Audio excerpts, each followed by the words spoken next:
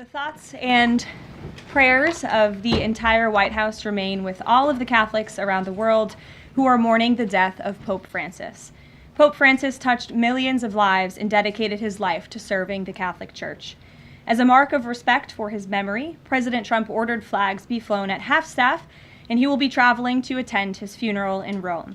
The president will depart from Washington on Friday morning and return to the United States on Saturday evening following the funeral service. I can also confirm the dates of the president's trip to the Middle East. He will travel to Saudi Arabia, Qatar, and the United Arab Emirates from May 13th until May 16th. And on Thursday of this week, President Trump will welcome Norwegian Prime Minister at the White House for a working visit. The two leaders will discuss trade and regional security. This will be the 13th head of state visit of President Trump's term already. At the border, President Trump continues to deliver on his promise to make America safe again. The Wall Street Journal captured the Trump effect in a recent article. Border crossings grind to a halt as Trump's tough policies take hold. U.S. Customs and Border Protection recorded its lowest southwest border crossings in history in March, and we're seeing the same successes at our northern border. Here's how the New York Post put it. Northern border sector previously overrun by illegal migrants sees dramatic drop in crossings. We haven't seen anyone since November, end quote. According to U.S. Customs and Border Protection, just 54 illegal aliens were apprehended in the Swanton sector of our northern border, which stretches more than 300 miles in March. This is a drastic 95% drop from the more than 1,000 border crossings that were caught in March 2024. This is a main hotspot area that recorded more than 80% of all apprehensions along the northern border during the 2024 fiscal year. And new reporting from the Washington Times fully highlights the difference in Joe Biden's disgraceful approach to the border compared to President Trump's. Under Trump, border catch and release has dropped 99.99% from worst Biden month. You can't get much better than that. This statistic in particular is astounding. Border Patrol agents caught and immediately released 189,604 illegal aliens into the United States in December 2023 at the height of the Biden border crisis. But under President Trump, Border Patrol agents caught and released only 20 illegal aliens into the U.S. in the month of February. Thanks to President Trump, operational control of the border is becoming a reality, and the administration's historic enforcement measures are yielding huge results. Illegal aliens are finally getting the blunt message. If you cross the border illegally, you will be swiftly deported and never return to the United States of America. Efforts to arrest the criminal illegal alien invaders are continuing to ramp up. ICE Chicago arrested a Mexican national convicted of predatory sexual assault of a child in Cook County, Illinois. This week, ICE Denver arrested a Mexican national convicted of sexual assault of a child in Houston County, Texas. ICE Miami arrested a Nicaraguan convicted of aggravated battery in Hillsborough County, Florida. ICE Houston arrested a Salvadorian national convicted of attempted sexual assault of a child in escape in Dallas County, Texas. And ICE Chicago arrested a Mexican national convicted of aggravated sexual abuse of a minor in Illinois. Despite the Democrats' insane objections, President Trump will continue to embolden law enforcement officers to arrest dangerous legal alien criminals and keep our communities safe. And also thanks to President Trump's America First economic approach, investments continue to pour into our country. Swiss pharmaceuticals company announced they will be investing $50 billion in the United States over the next 5 years, creating 12,000 new quality jobs. Regeneron Pharmaceuticals also agreed to pay Fujifilm Technologies more than $3 billion over the next decade to help manufacture its medicines in the United States. It's a top priority for President Trump to ensure we are producing critical medicines and pharmaceutical drugs right here in America, and that is exactly what we continue to see happen every day. In other news, the Trump administration has announced we will put an end to Joe Biden's illegal student loan bailout attempts. No student loan has been referred to collection since March of 2020. That comes to an end. On May 5th, the Department of Education will resume involuntary collections for borrowers with defaulted federal student loans. The student loan portfolio controlled by the federal government is nearly $1.6 trillion, but fewer than 4 out of 10 borrowers are in repayment. This is unsustainable, unfair, and a huge liability for American taxpayers. Debt cannot be wiped away. It just ends up getting transferred to others. So why should Americans who didn't go to college or went to college and responsibly paid back their loans pay for the student loans of other Americans? The Trump administration will never force taxpayers to pay student loan debts that don't belong to them. Student loan borrowers need clarity, and we're finally giving it to them. Borrowers will now be clearly expected to repay their loans, and those who default on their loan obligations will face involuntary collections. The government can and will collect defaulted federal student loan debt by withholding money from borrowers' tax refunds, federal pensions, and even their wages. America is $36 trillion in debt. We must get our fiscal house in order and restore common sense to our country. If you take out a loan, you have to pay it back. It's very simple. President Trump will not kick the can down the road anymore. Before we open it up to questions today, I want to commend our pool photographer who is in the room with us today. ABC News photojournalist Melissa Young is retiring after 44 incredible years on the job, covering here at the White House.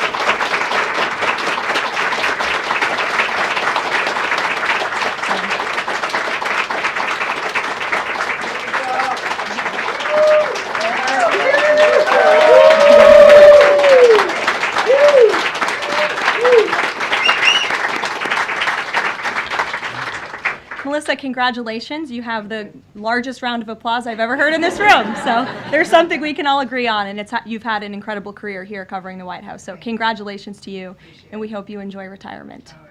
I'm sure you will. And everybody else in the room will be very jealous of you as you're enjoying your rest.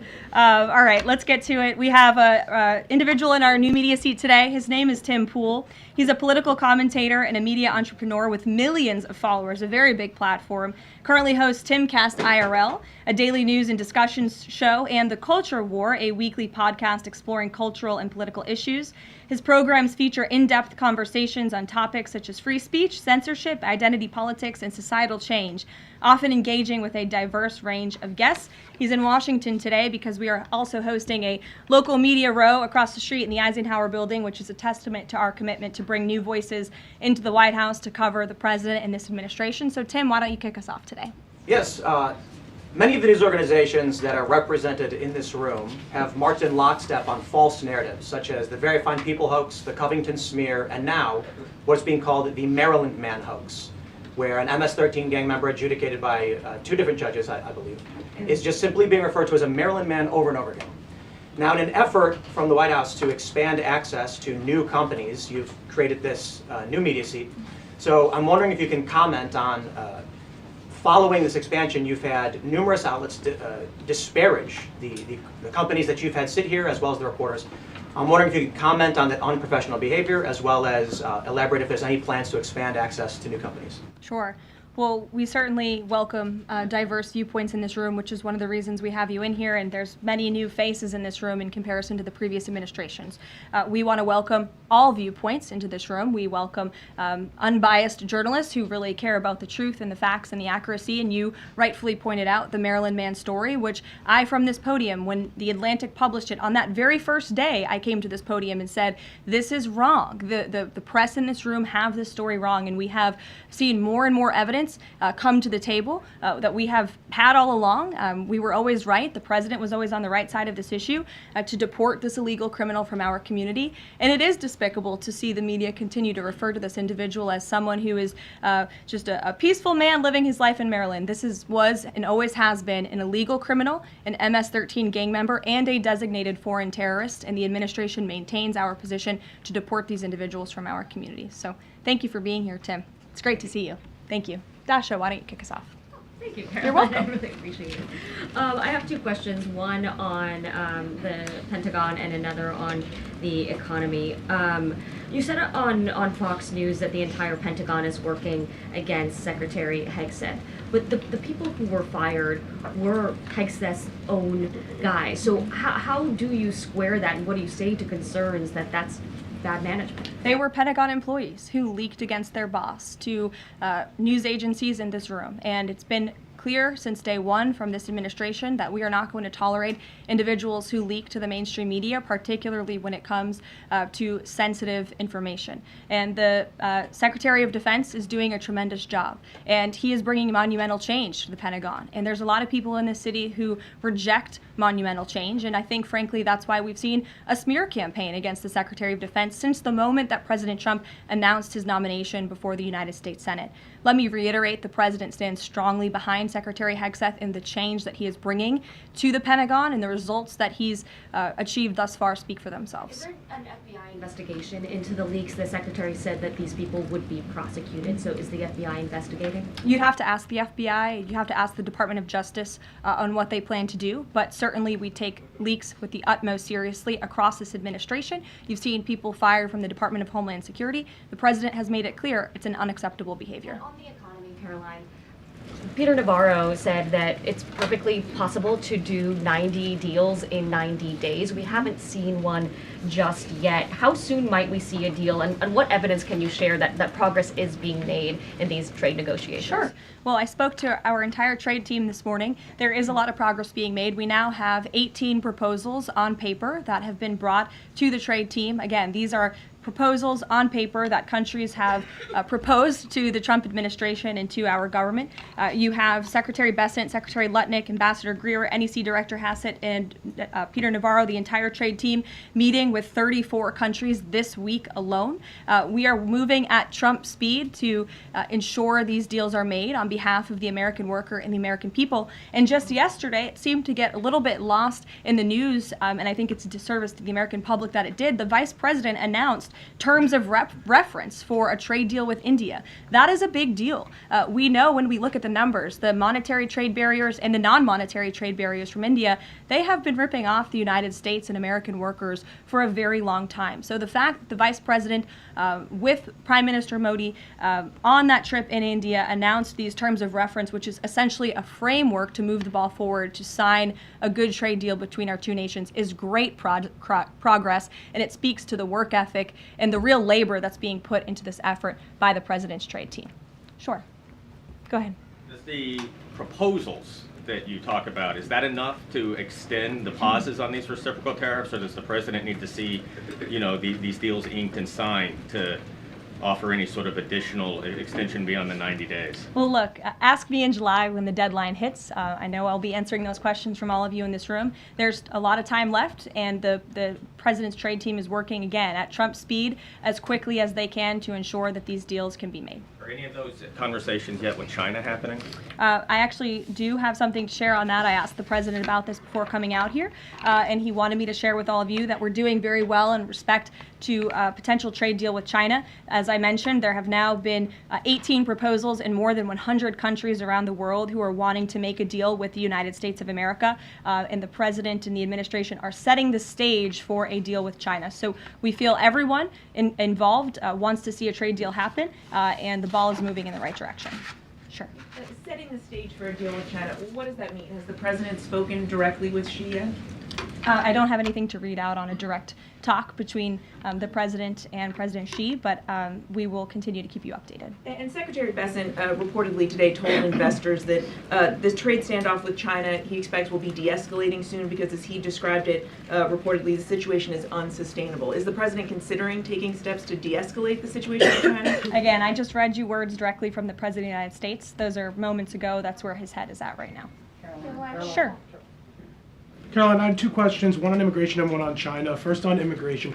Roughly how many illegal immigrants and aliens do we have in our country, and how many does the administration plan on deporting? Sure. Well, you'd have to ask the Department of Homeland Security for a specific number, but we suspect it's definitely in the millions, perhaps upwards of 20 million people that were allowed into the country illegally by the previous administration. And the president and his team are focused on deporting as many as we possibly can, and they are moving as quickly as possible. The president's team has made it clear we need more funding from Congress to do more. We need more ICE agents out on the ground doing this very important work.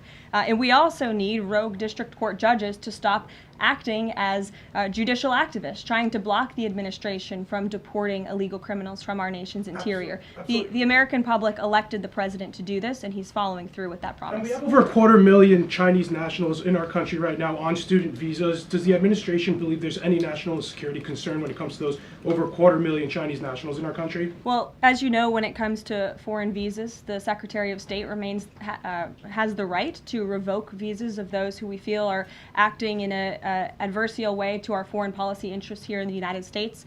He has that authority according to the Immigration and Nationality Act.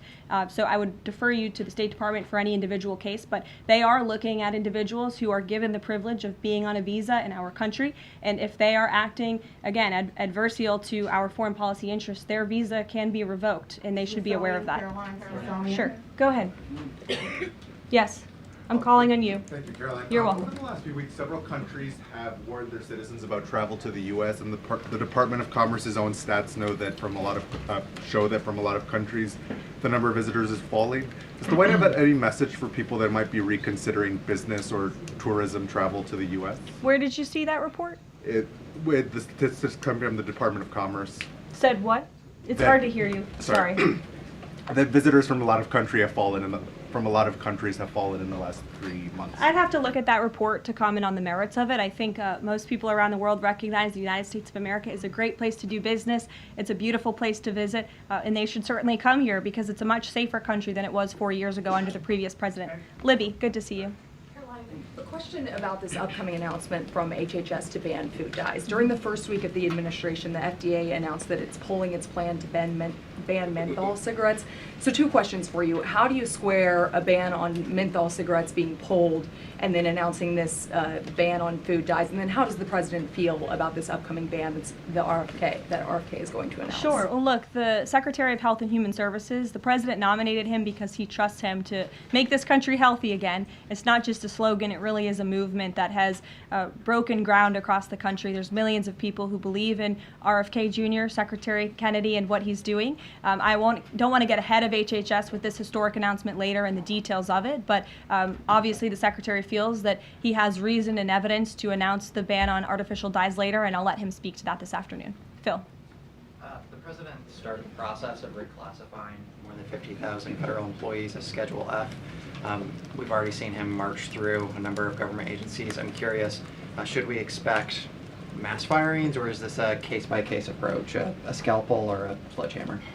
Well, look, as you saw on Friday, the president put out a statement about it. The Office of Personnel Management reclassified workers. They're now called scheduled policy/career. And all the president is trying to do is ensure that federal workers are being held accountable for corrupt behavior. If they are engaging in corruption as a government worker, they should no longer have their job. I think that's pretty common sense. He also believes that bureaucrats should be acting in accordance to the will of the American public, who duly elected this president. Not just this president, but all future presidents. If you work for the government, you should be adhering to the will of the American public and advancing the administration's goals and interests. And if you are not doing that, then you should go find another job whose interests you align with. So as for specific firings, I would defer you to the specific agencies, but the president in this move and Office of Personnel Management, it will make it easier to get rid of rogue bureaucrats who are engaging in corruption. And then another quick question about Sure. Google, real quick. A federal court ruled last Thursday that Google's dominance of online advertising and ad tech markets violated U.S. antitrust laws. I know the president has spoken to a number of folks in big tech, and Google's CEO was even at his inauguration. I'm curious, what is the president's reaction to that court ruling? I'll have to ask him, and I'll get back to you, Phil. Thank you, Caroline. You're welcome. John.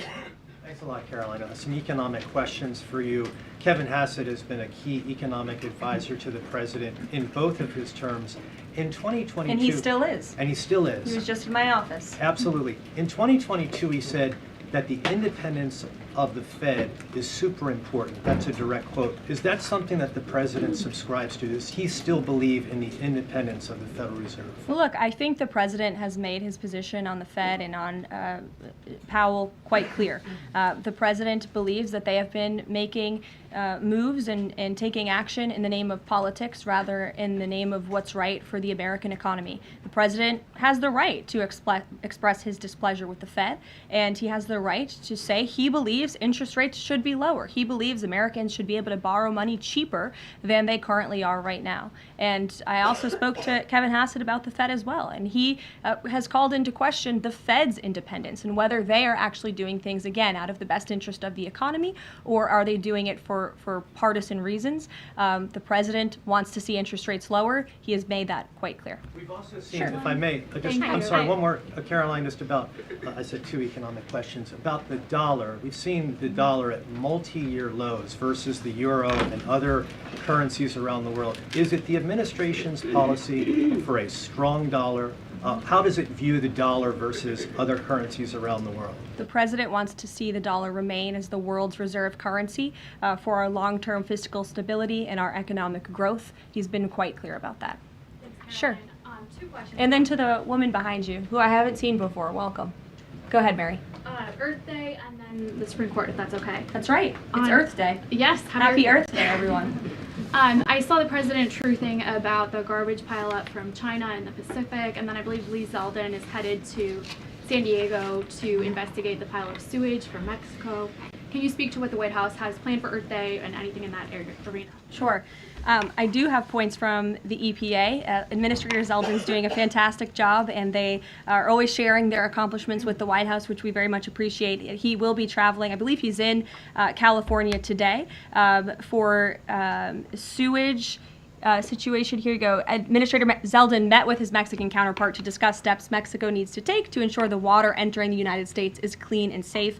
And he's holding a press conference in San Diego today with elected officials and local stakeholders on the Tijuana River sewage crisis. I would also add from the president himself, he has always maintained he wants America to have the cleanest air and the cleanest water. And we want to do what's right for our environment and for our earth. And a lot of that is making sure that we have clean and sustainable energy, and we know that we produce natural gas cleaner and more efficiently than any country in this world, and the president wants to see that continue. Thank you. And then on the Supreme Court, I know the court is hearing a case dealing with parents who don't want their kids having to read gender ideology books in schools. Can you comment on that case and what the Trump administration hopes to see come from that? Sure. We hope the Supreme Court will do the right thing, and the president has been very clear. He stands on the side of parental rights, and he believes strongly that parents should have a greater say in their children's education and the content, if you will, that children are being exposed to in our public school system.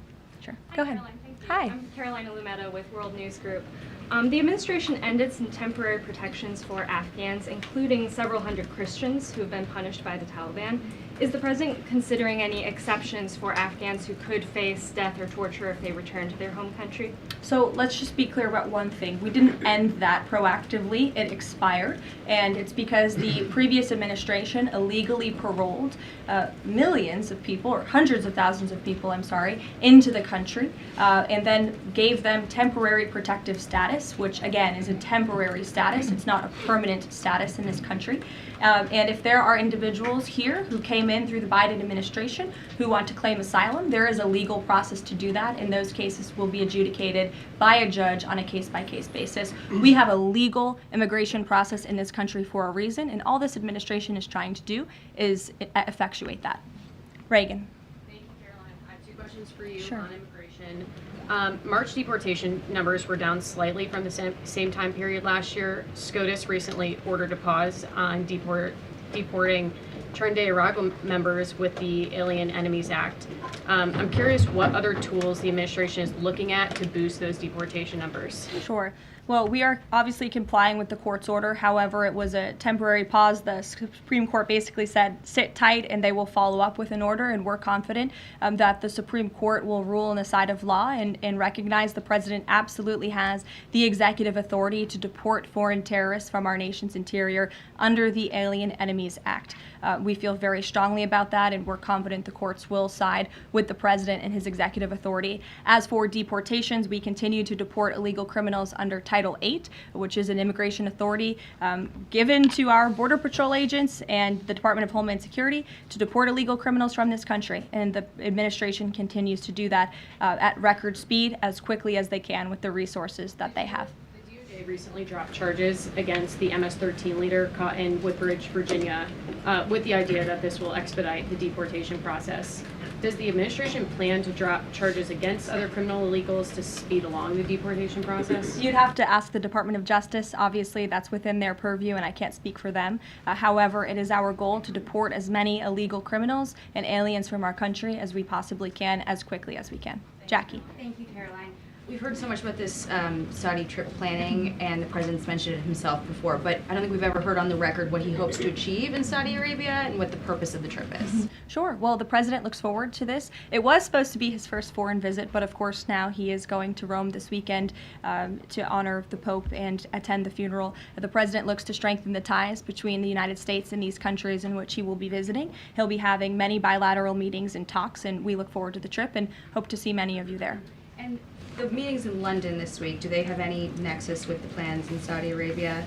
I can't speak to that. However, I do have an update on meetings when it comes to the Russia-Ukraine war. I was just in the Oval Office with the President, Steve Witkoff, and they wanted everybody to know that the negotiations continue.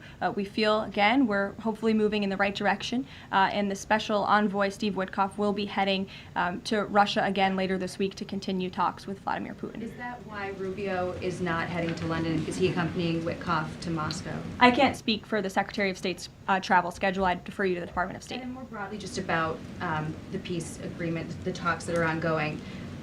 Rubio had said, Secretary Rubio had said that if things don't go the right way, that the U.S. might need to take a step back. What does stepping back look like? Is that a step back from brokering peace, or would that imply a broader withdrawal from U.S. support for Ukraine and the war?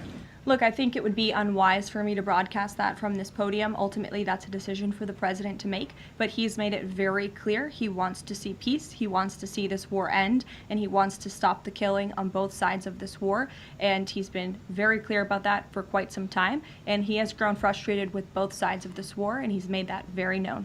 Karoline, Brian. Thank you, Caroline. Last week, the president talked about nonprofit groups, specifically taking on crew, and he hinted that there could be further actions taken against nonprofits.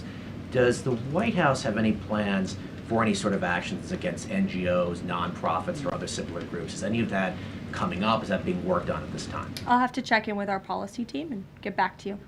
Sure. Thank you, Caroline. Travis Gilmore with the Epoch Times. Are some colleges using taxpayer funds to further political agendas? And what is the administration's response to Harvard's lawsuit? Sure. Well, the president has made it quite clear that it's Harvard who has put themselves in the position to lose their own funding by not obeying federal law.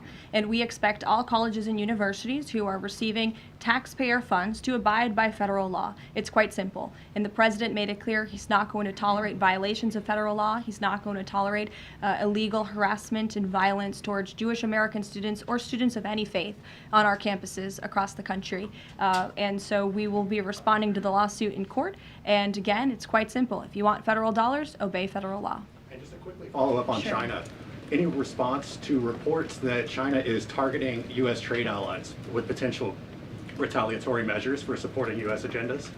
I think the numbers and the sheer number of countries that have reached out to the United States and reached out to this administration to cut good trade deals speak for themselves. The entire world knows that they need the United States of America and they want to do business here, and so we'll stay focused on cutting good trade deals on behalf of the American worker. Stephanie.